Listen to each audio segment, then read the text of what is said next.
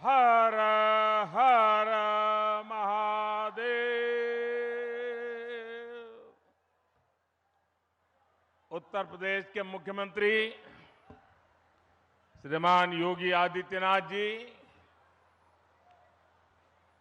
मंच पर विराजमान यूपी सरकार के अन्य मंत्रीगण, जनप्रतिनिधिगण, इस कार्यक्रम में मौजूद देश के खेल जगत से जुड़े सभी वरिष्ठ महानुभाव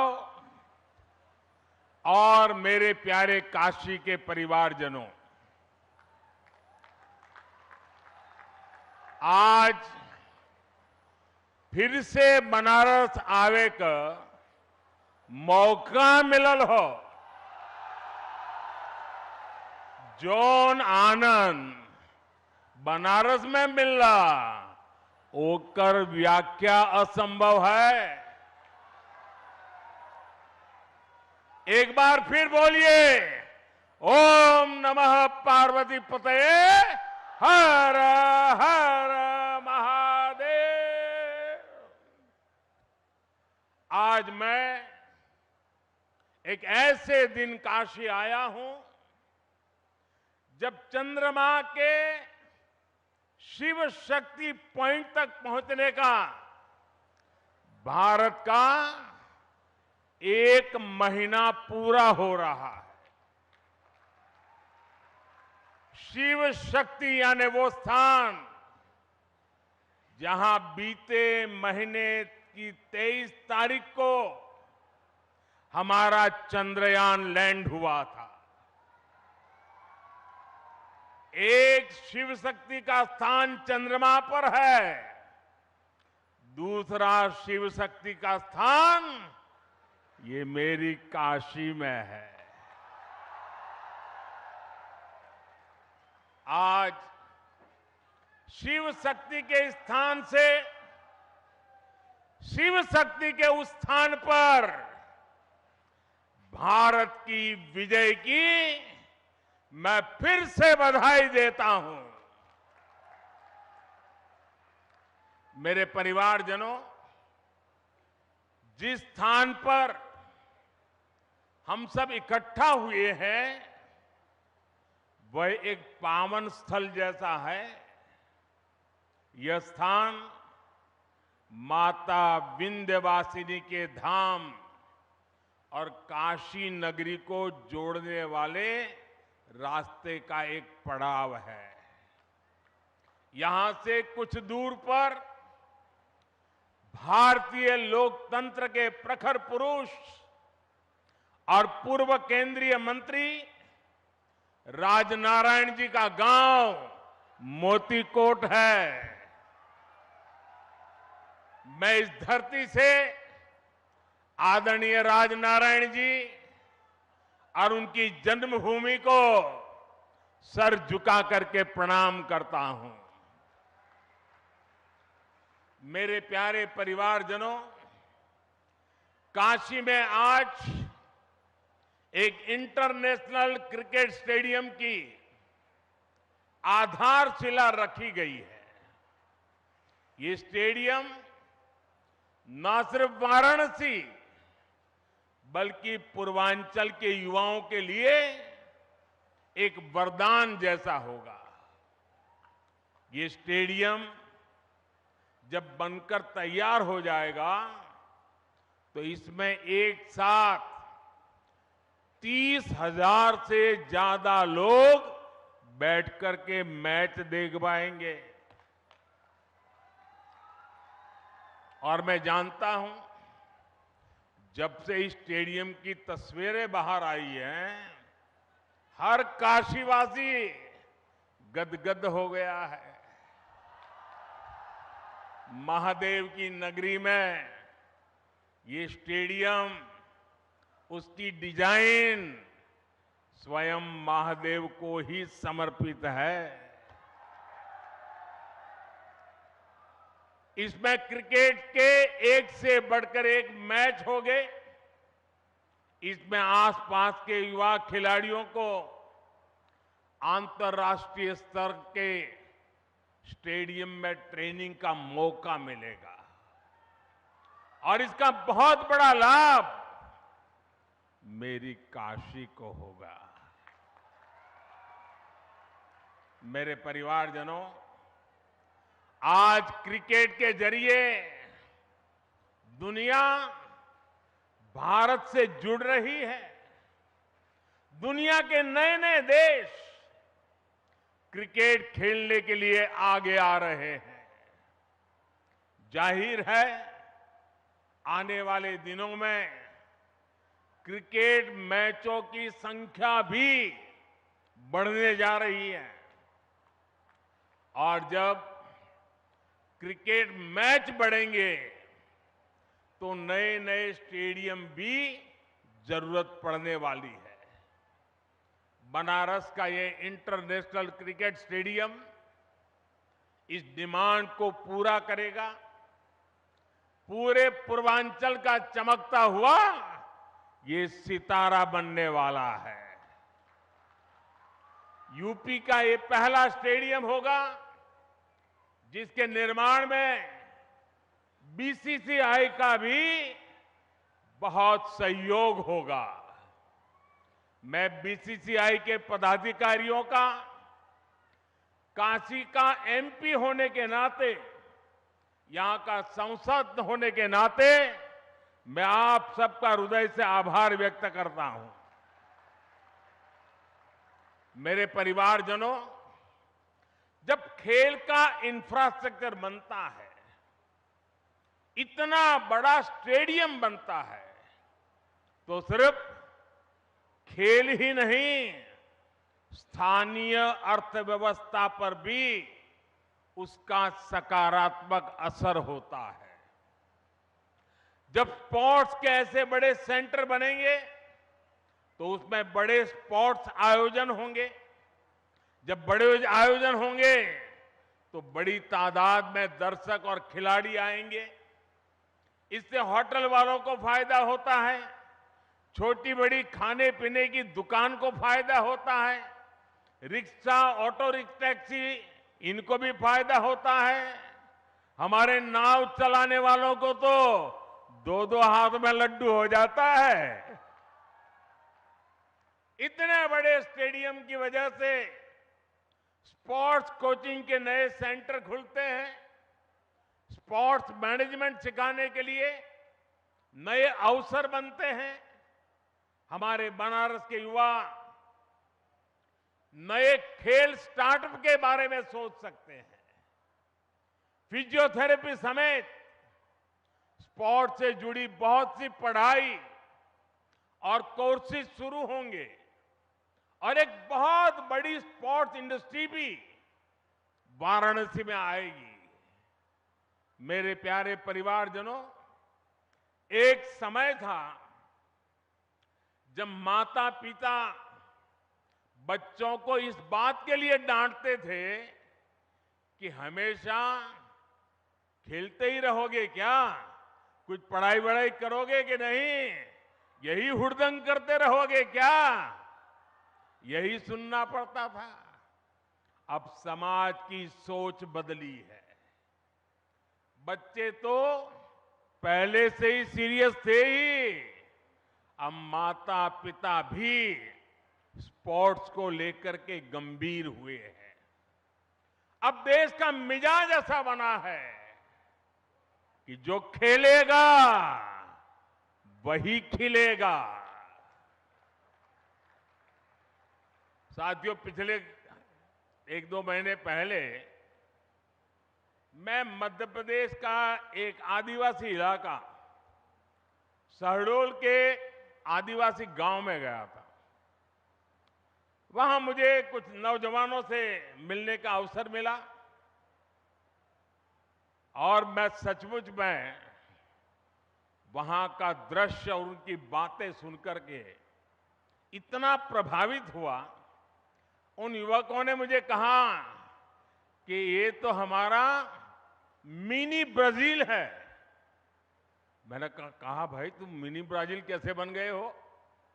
बोले हमारे यहां हर घर में फुटबॉल का खिलाड़ी है।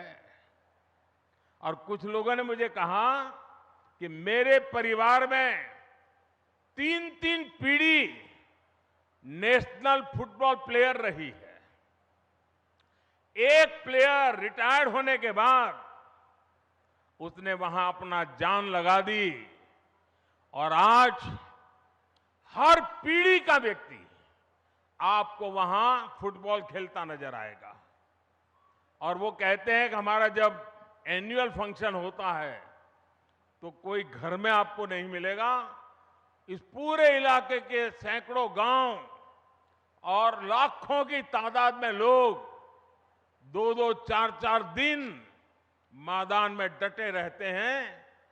ये कल्चर उसे सुन करके, देख करके देश के उज्जवल भविष्य का विश्वास मेरा बढ़ जाता है। और काशी का सांसद होने के नाते मैं यहां आए बदलावों का भी साक्षी बना।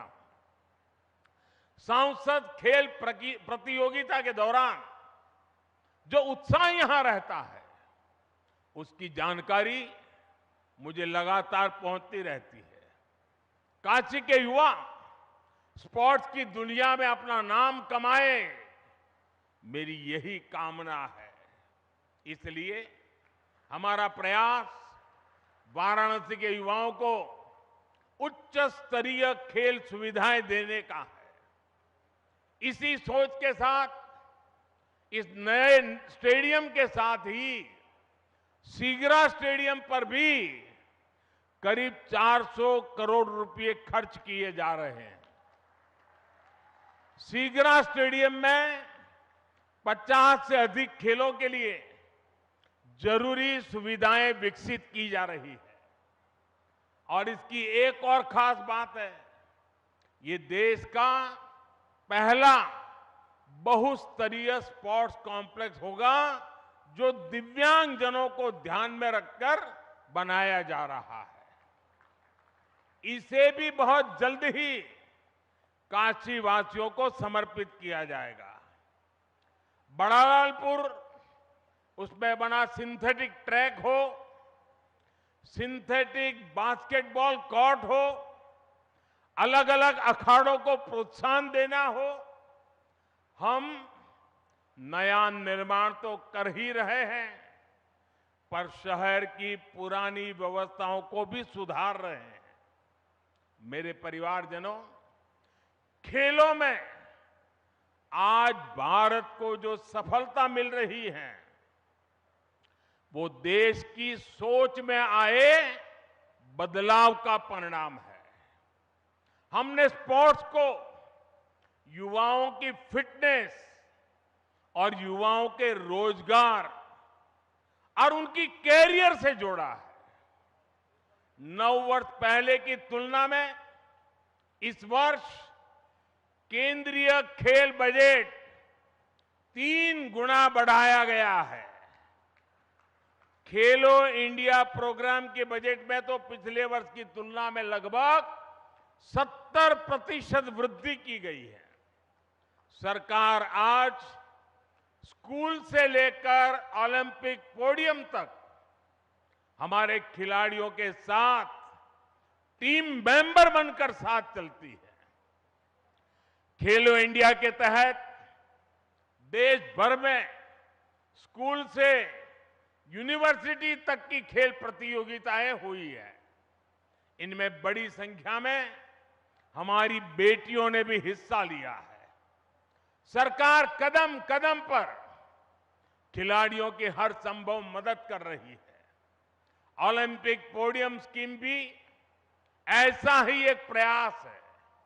इसके तहत देश के शीर्ष खिलाड़ियों को सरकार पूरे साल में खाने पीने, फिटनेस से लेकर ट्रेनिंग तक लाखों रुपए की मदद देती है। इसका परिणाम हम आज हर अंतर्राष्ट्रीय कंपटीशन में देख रहे हैं। अभी कुछ समय पहले ही वर्ल्ड यूनिवर्सिटी गेम्स में भारत ने इतिहास रचा है। इन गेम्स के इतिहास में कुल मिलाकर भारत ने जितने मेडल जीते थे पिछले कई दशकों में, उससे ज्यादा मेडल सिर्फ इस बार, इस साल जीत करके हमारे बच्चे ले आए हैं। वैसे आज से एशियन गेम्स भी शुरू हो रहे हैं। एशियन गेम्स में हिस्सा लेने गए सभी भारतीय खिलाड़ियों को मैं अपनी शुभकामनाएं देता हूं।